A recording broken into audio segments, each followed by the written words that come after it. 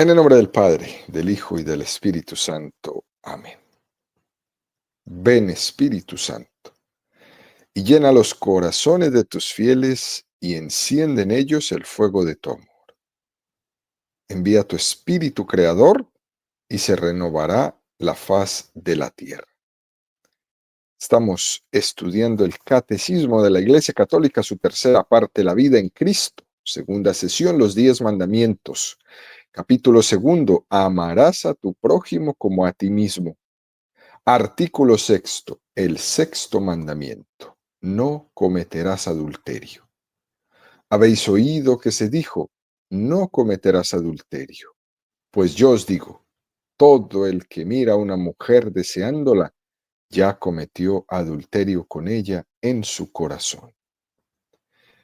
Continuamos subiendo el monte Sinaí de la mano de Moisés a recibir allá arriba los 10 mandamientos. Son 2285 metros que mide el monte Sinaí. El Catecismo dedica 505 números al estudio de los 10 mandamientos, es decir, subiremos 4 metros del monte Sinaí por cada número del Catecismo que estudiemos. Hoy nos encontramos en el metro 1144 de altura.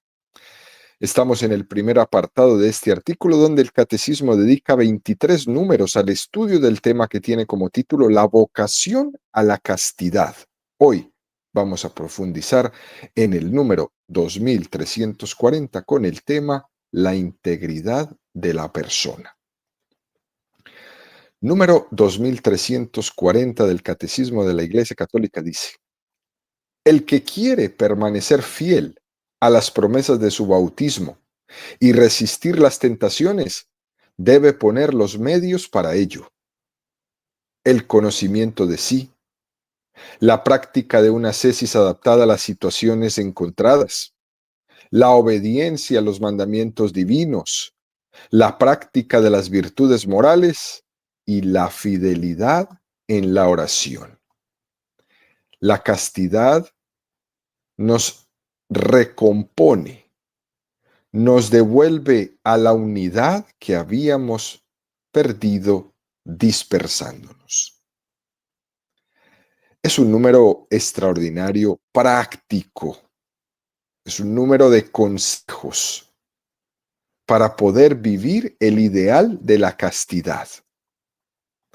Fijémonos, queridos amigos, como en los números anteriores del 2331 al número 2339 que comentamos ayer, se nos había expresado el precioso ideal cristiano de la castidad.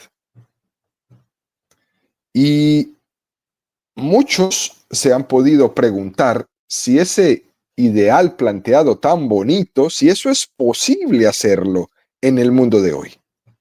¿Será posible ser casto hoy? Donde parece que todo es contracorriente. ¿Será posible proponerle a un joven el ideal de la castidad, a un adulto, a un esposo, a una esposa, el ideal de la castidad? Y la respuesta es sí. En un mundo tan contrario a este ideal cristiano, la respuesta es sí. Y no nos tenemos que acomplejar de ello. Yo se lo digo a los jóvenes muchas veces, ustedes que van buscando ser originales, original es ser un hombre, un joven casto, eso es ser original. Un joven puro, eso es ser original. Porque para ir de cama en cama, eso lo hacen muchos. Y eso no tiene nada de original. Original es ser un joven puro.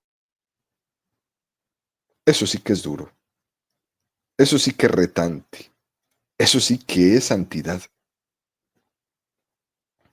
Y por el hecho de que en esta época estemos rodeados de todos estos antivalores que van en contra de nuestros valores cristianos, que incluso no es o no son políticamente correctos para algunos, nosotros no podemos acomplejarnos. Nosotros no podemos agachar la cabeza. Nosotros no podemos hacer que el valor del evangelio dependa si es políticamente correcto o no, o que culturalmente sea aceptado o no. Es más, es un peligro muy grande que los que tenemos la oportunidad de predicar no hablemos y no silenciemos en el tema de la castidad porque les da vergüenza hablar de ello, porque les da pena, les da pavor hablar de ello. Y no catequizamos a nuestros niños y a nuestros jóvenes sobre este tema porque le tememos, porque nos avergonzamos. Y estas cosas tan fundamentales en nuestra vida, que nos tocan el día a día, como es el tema de la sexualidad, esto se tiene que explicar y explicar bien. No podemos callarnos con el temor a que nos rechacen o por el temor de vernos muy en contra de la corriente del mundo. Y aquí tenemos que ser como San Pablo, aplicando en nuestra vida esa máxima que decía Pablo: predicar a tiempo y a destiempo, a favor de la corriente o contracorriente, sin miedo, porque nosotros no somos dueños del mensaje cristiano. Por eso tenemos que predicarlo íntegramente. Los valores cristianos se tienen que enseñar todos, no unos sí y otros no.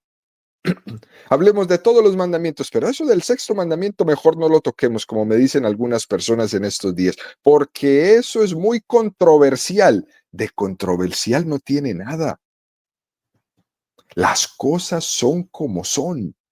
Y así se tienen que explicar. Y eso no tiene nada de controversia. La controversia la tiene quien quiere vivir contra Dios. Quien no quiere en su vida aceptar los valores cristianos, claro que le va a chocar en su cabeza y en su mente esto que estamos hablando.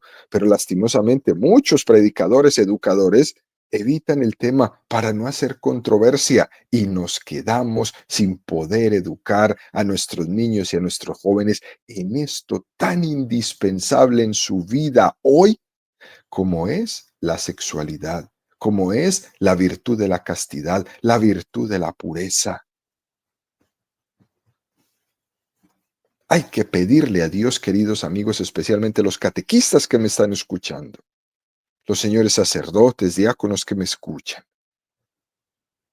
Hay que pedirle a Dios la gracia de que nos ilumine para poder hablar de estas cosas tan contracorriente de la mejor manera posible para que sean entendidas y para que nosotros podamos hacernos como Cristo, casto, puro, limpio, de corazón y de cuerpo. Por eso comienza este número 2340 del Catecismo diciendo: el que quiere permanecer fiel a las promesas de su bautismo y resistir las tentaciones, debe poner los medios para ello. ¡Qué claridad! Aquí aquí no hay curvas. El que quiere permanecer fiel. El que no, vaya a la corriente. Allá está la perdición, la puerta ancha. El Evangelio del domingo nos hablaba de eso. En la puerta ancha no hay que hacer fila porque todos caben. En la puerta estrecha hay que hacer fila porque solo entran de a uno en uno aquellos que han puesto los medios para entrar. Tenemos una promesa bautismal, que es guardar limpio ese traje blanco que tu padre y tu madre te pusieron cuando te bautizaron. Por eso a veces uno se ríe cuando le preguntan: ¿yo puedo bautizar a mi hijo con un traje negro? ¿Puedo vestir al bebé con...? Pues no puede vestirlo de traje negro. porque ese traje blanco tiene un significado tremendo en ese bebé que estás bautizando. Blanco, puro, el traje de la gracia, vivir en gracia de Dios. Y ese traje lo voy a tener que esforzarme por tenerlo toda mi vida, así como la santa de hoy, esforzándose en que su limpieza externa sea tan profunda como su limpieza interna. Ese es nuestro objetivo, queridos amigos, permanecer en la gracia de Dios, fieles a las promesas de nuestro bautismo. Seguir a Jesucristo en fidelidad y no dejarnos vencer por las tentaciones del mundo, por las tentaciones del demonio, por las tentaciones de la carne. Y para esto tenemos una gran ayuda: recurrir a la Santísima Virgen María para pedirle el don de la pureza, como un don muy propio de ella, proponiéndome en mi vida vivir habitualmente en la gracia de Dios, y si caigo me levanto. Eso es un ideal muy novedoso para proponerle a nuestros niños y a nuestros jóvenes: vivir habitualmente en la gracia de Dios, y si caigo me levanto. ¿Cómo podemos hacer esto? ¿Cómo le hacemos? Primero, cayendo en cuenta de que la tarea no es fácil y que hay que poner los medios necesarios como nos pide el catecismo. Porque si no caemos en cuenta de que esta tarea es muy seria, entonces obraremos con mucha ligereza. No pondremos los medios correctos, no haremos la estrategia adecuada. Seremos demasiado ingenuos ante el demonio, y el demonio con los ingenuos se los traga, se los come. Y no podremos así nunca vencer la tentación. Por eso hay que escuchar lo que el catecismo nos quiere decir esta mañana, proponiendo los 5 medios para lograr esto. No es tan fácil, y menos en el ambiente que vivimos hoy. Ser fiel al ideal cristiano de la pureza hoy es dificilísimo, pero no imposible. El influjo y el ambiente cultural son muy poderosos, muy hostiles en contra de nosotros los cristianos. Estamos en un mundo que es supererótico, donde nos dejamos arrastrar muy fácil, porque es poderosísima la campaña de erotizar todo. Y puede ocurrir, ¿no?, que determinadas fronteras, determinadas líneas que no deberíamos nunca haber cruzado, las hemos cruzado. Y con el paso de los años, esas fronteras que nunca se debieron haber cruzado ya se nos han hecho normales. Y entonces nuestro ideal se nos hace mucho más difícil de lograr. Fíjense, queridos amigos, la primera constatación: que vivimos en este ambiente de supererotismo, en un ambiente de hedonismo, que significa tener el mayor placer con el mínimo esfuerzo. Ese estilo de vida tiene unas consecuencias funestas frente al ideal de la castidad. Personas que solo vivimos buscando todo el tiempo el mayor placer con el menor esfuerzo. Ese hedonismo reduce la sexualidad a una cosa plenamente genital, buscando solamente la satisfacción inmediata: comprar el cuerpo, comprar el sexo. Además, este hedonismo, recuerde, mayor placer con el mínimo esfuerzo, tiene un aliado muy peligroso, que es el narcisismo, que es una auténtica tentación que consiste en esa autocontemplación continua, Este mundo está lleno de narcisistas que les impide salirse de sí mismos. Todo es conmigo, todo es para mí, todo es de mí, que todos me miren, que todos me llamen, que todos me alaben. Hay un narcisismo enloquecido en las redes sociales. Es aquel que se considera que necesita ser mirado por todos, que necesita ser el centro de la conversación de todos, que necesita dominarle la mente a todos, con su figura, con su presencia, con su belleza, con su inteligencia, con todo.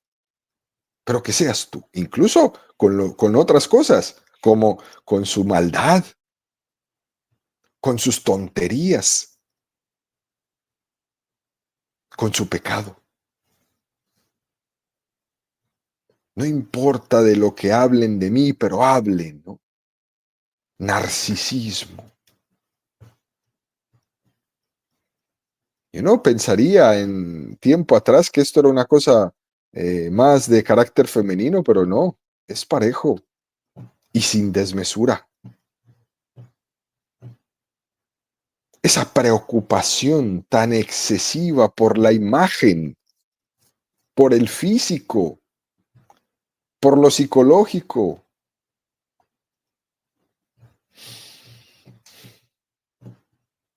Preocupados hasta más no poder de lo que piensan los demás de ellos. Es esa tendencia a creernos el centro de la existencia, como si nosotros fuéramos el ombligo del mundo. Y eso, queridos amigos, tiene muchísimo que ver con el tema de la pureza. Porque cuando alguien no ha superado el tema del narcisismo y de la autocontemplación en su vida, y que todo el mundo me haga caso, en el fondo tiene muchas posibilidades para ser una víctima del hedonismo, de esa búsqueda desmesurada del placer con el mínimo esfuerzo. Porque ese planteamiento narcisista del yo y yo y yo, al final deriva en que el placer es uno mismo y para uno mismo. Mientras que la castidad es una virtud que supone la donación y el olvido de nosotros mismos. El narcisismo, el hedonismo es todo para mí. Darme gusto a mí, darme placer a mí. Ven cómo las virtudes cristianas son completamente opuestas a toda esta propuesta mundana del demonio.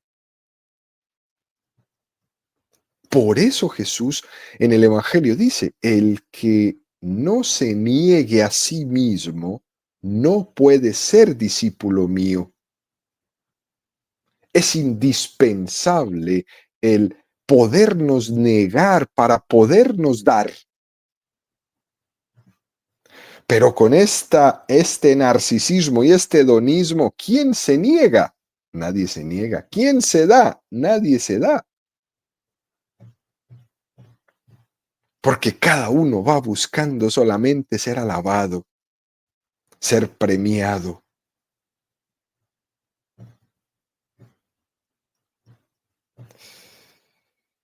Pero hay una cosa todavía peor. Cuando el hedonismo, búsqueda de placer, y el narcisismo, yo, se unen al consumismo, entonces veo cómo se usa el sexo en la publicidad para incitar al consumo.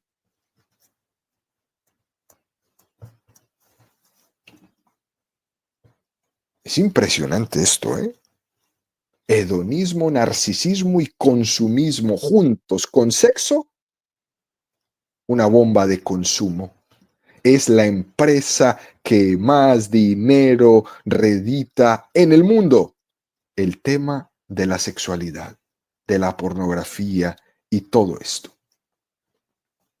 Fíjense, queridos amigos, por los años 50, o sea, hace 75 años, existió un mago de la publicidad. Ese señor se llamaba Ernest Beecher. Él fue el que inventó la utilización del sexo como un revulsivo para inducirnos al consumo. Este hombre era un mago de la publicidad. Era el tiempo de la posguerra. Sí, a unos poquitos años había terminado, estábamos en plena Guerra Fría. La población del mundo, especialmente la población europea, había generado hábitos de mucha austeridad porque la guerra nos dejó muy pobres. La guerra nos hizo consumir únicamente lo que se necesitaba para vivir, nada más. Y tantos años que duró la guerra, con el pedacito de pan se limpiaba el pegado de los platos y eso era un almuerzo. Los platos quedaban limpísimos porque prácticamente se lavaban con el pedacito de pan y se comía. Se aprendió a vivir de una manera muy austera. Los que querían potenciar la economía entendieron que tenían que buscar alguna disculpa, algún punto, alguna cosa que hiciera que la gente empezara a consumir más, pero eran demasiado austeros. Las convicciones cristianas que se tenían en ese momento eran las que lograban poner el freno a una visión de la vida consumista. Y que no era necesario buscar tanto lujo y tanta comodidad a cualquier precio. Entonces este hombre, Ernest Beecher, en su publicidad, entendió que para romper esas inhibiciones, esos miedos, esos frenos a un consumismo desmedido, era importante que el ciudadano dejara de ser tan puritano y se liberara, dejara de ser tan cauteloso. Y este hombre entendió que el puritanismo era la imagen de un hombre austero que únicamente compraba lo necesario para vivir. Y entonces él va a empezar a proponer el hombre liberal, el que se lanzaba al consumismo comprando no solo lo que necesitaba para vivir, sino lo que le produciera placer. De tal forma que la publicidad se empeñó en la batalla de hacer desaparecer el pudor, el sentido espiritual de la persona, el recatamiento, para que el consumismo pudiera alcanzar todo su efecto. Y para ello, este hombre utilizó el erotismo. Uf, Dios mío, estamos hablando de los años 50. El erotismo se convirtió en el persuasor oculto en la carrera del consumismo, con un poder inmenso que ninguno de ellos se lo imaginó, que era los medios de comunicación. Entonces imagínese usted, el erotismo en la publicidad, eliminar el pudor de las personas, que era la especie de protección que tenían, hay que eliminarlo.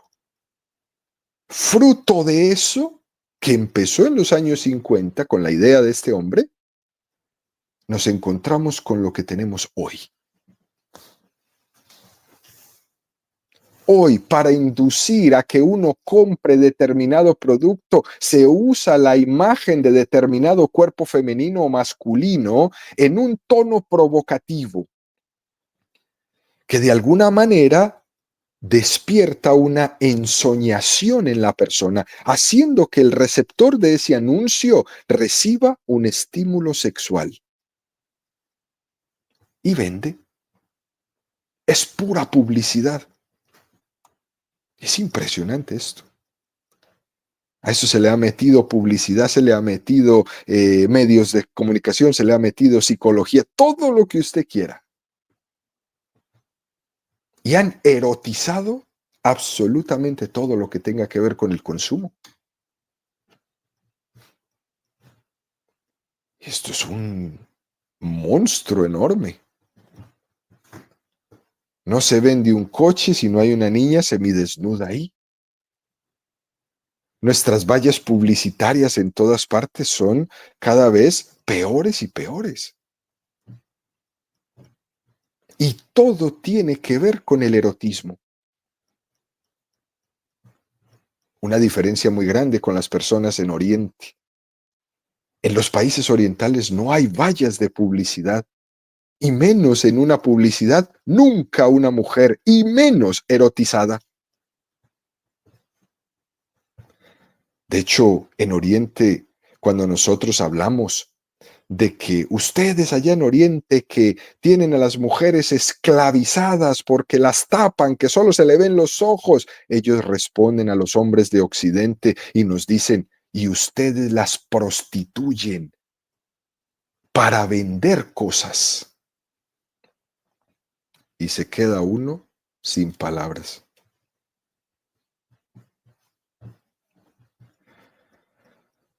Ante este monstruo, este número 2340 del Catecismo dice, debemos poner los medios para resistir las tentaciones en medio de un ambiente hipererotizado. Y para lograr esto, el Catecismo propone 5 medios prácticos. Primer medio, el conocimiento de sí. Y esto no lo podemos dar tan fácilmente, por supuesto. Tenemos mucha facilidad de conocer al prójimo, pero tenemos mucha dificultad para conocernos a nosotros mismos. Usted ponga a una persona a hablar de alguien y verá todo lo que habla. Póngale a hablar de sí mismo y se queda callado.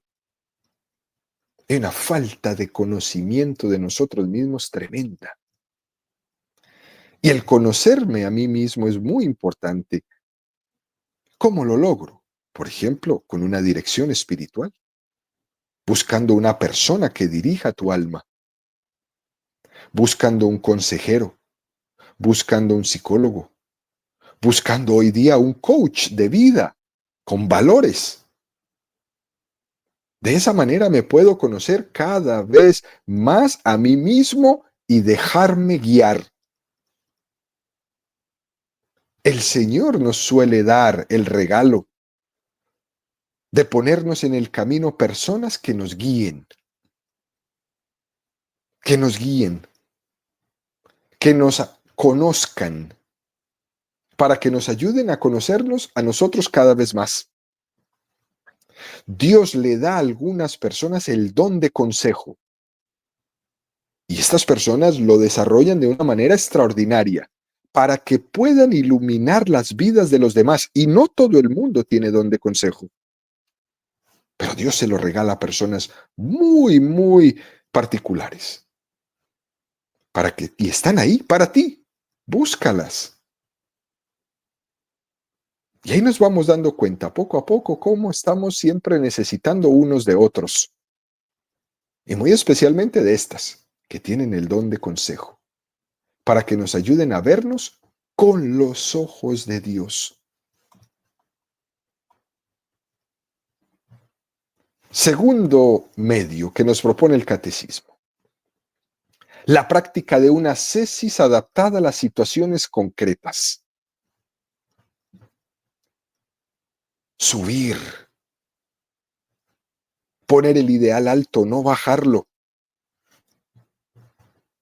Poder vivir la pureza y la castidad como un ideal, no bajarlo. Y esta práctica es muy hermosa porque nos tiene que llevar al ejercicio del dominio de nuestra propia voluntad. Que se convierta esto como en una especie de pequeño gimnasio de vida espiritual, donde uno aprende a negarse a sí mismo, a tener control de su voluntad. Que uno aprenda a controlar sus caprichos y aprende a controlarlos en la comida, y aprende a controlarlos en las comodidades, y aprende a controlarlo ayunando a las redes sociales. ¿Ve cómo es de práctico? Para yo controlarme a mí mismo, para yo ser más dueño de mí mismo, controlo mi comida. Puedo comer esto, puedo comprarme esto, pues hoy no lo hago, aunque me esté muriendo de ganas, hoy no lo hago y me venzo a mí mismo, porque mi placer quiere que yo me coma todo eso y el mejor plato, pero mi conquista me dice que no, que le voy a decir al placer que no y lo voy a vencer. Es un ejercicio, es un gimnasio. Negarme en las cosas pequeñas de mi vida cotidiana para conquistar mi voluntad, para ponerme encima de mi placer y conquistar mi voluntad.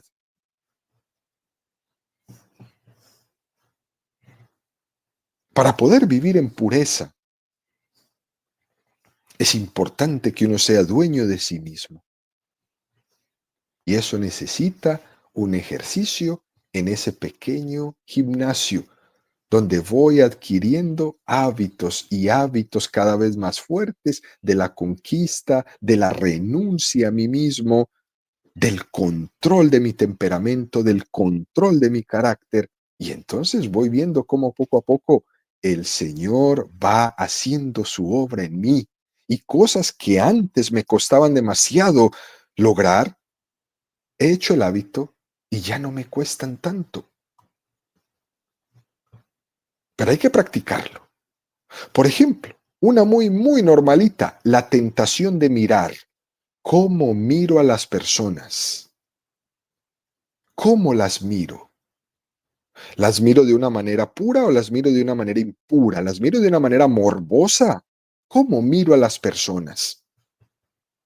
Y quizás cambiar mi manera de mirar a las personas es un ejercicio en un gimnasio pequeño que me hace muy dueño de mí mismo. Porque esa mirada es fuente de tentación.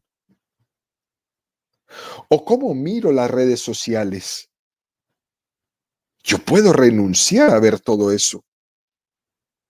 Todas esas páginas que se me proponen ahí, mujeres desnudas, hombres desnudos, todo ese erotismo. Yo puedo cortar con eso, lo puedo hacer.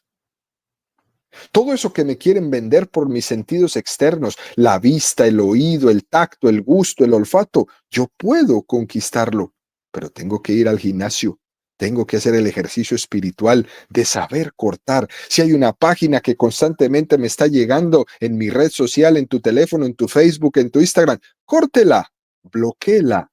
Así usted se vence a sí mismo, porque eso le está tentando y usted puede vencerlo.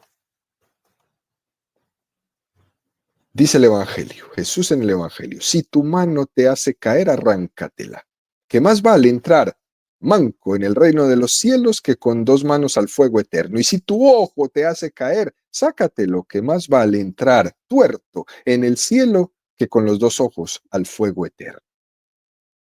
Y fíjense, queridos amigos, en estas máximas del Evangelio de Jesucristo, no está Jesús animándote a la amputación de ninguno de tus órganos, sino que lo que te está animando es a que seamos radicales cortando las situaciones que nos ponen en peligro de pecado. Y cada uno sabe cuáles son, porque las tiene cerca de sí. Tercer medio, la obediencia a los mandamientos divinos. Hay que aprender a obedecerle a Dios, porque si no vives como piensas, acabas pensando como vives. Y es la tentación de rebajar el ideal para no sentirnos mal, para no sentirnos denunciados. Pero no hay que bajar el ideal, al contrario, hay que subirlo. Hay que subirlo. Por eso el Evangelio, el mandamiento es claro. No cometerás actos impuros. No consentirás pensamientos ni deseos impuros. Y Dios prefiere a un pecador humilde que reconoce su debilidad y su impotencia para cumplir la ley de Dios, que no a uno que se cree muy bueno, que no rompe un plato en su vida, pero es totalmente soberbio, que se cree, que juzga la ley de Dios y que se pone por encima de ella, porque estas cosas a mí no me hacen nada. No, no hay que ser soberbios, porque ese pecado de soberbia es peor que el pecado de impureza. Obedecer los mandamientos divinos, que por algo Dios nos los puso ahí. Y por último, la práctica de las virtudes morales. Para poder vencer la impureza, hay que fomentar todas las virtudes naturales y las sobrenaturales. A veces la estrategia para vencer la impureza es la de tomar como medio un crecimiento equilibrado de las virtudes, ir al gimnasio de las virtudes, para poder estar fortalecidos en medio de la tentación. ¿Y cómo voy a lograr estas 4 medios? En el último, la fidelidad a la oración. Hombres y mujeres de oración. ¿Quieres ser casto? Ora. ¿Quieres vencer tu tentación de la pornografía? Ora.